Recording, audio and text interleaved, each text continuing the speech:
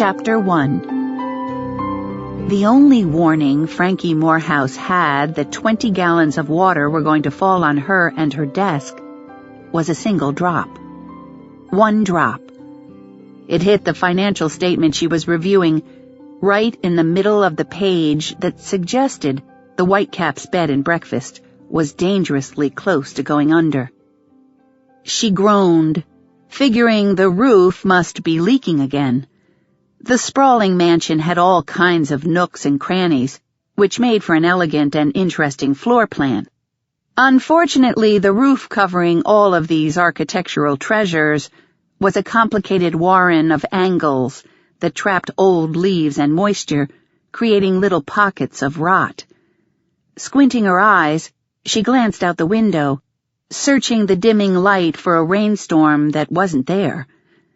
She looked up with a frown, saw a darkened spot on the ceiling, and had just enough time to get out the words, "What the hell?"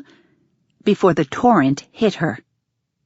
The water carried with it chunks of horsehair plaster from the ceiling and an evil tide of filth that had collected in the rafters. It hit her in a stinky mess, splashing all over the desk and the floor in a great whoosh of noise. When the torrent ceased, she took her glasses off and lifted her arms, watching brown rivulets drip off her skin. It smelled, she thought, like bat guano. The sound of pounding footsteps heading her way was neither reassuring nor welcome.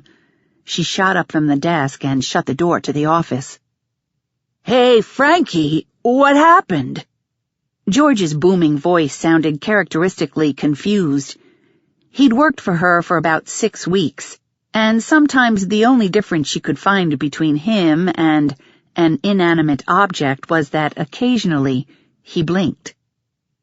In the kitchen that serviced the Whitecap's dining room, George was supposed to be the fry guy, the sous chef, the pâtissière, and the busboy. What he did do was take up space. At 6 feet 7 inches and tilting the scale at well over 300 pounds, he was a big oaf of a man, and she'd have fired him on day 2, except he had a good heart. He needed a job and a place to stay, and he was nice to Frankie's grandmother. "Frankie, you okay?" "I'm fine, George," which was her standard reply to the question.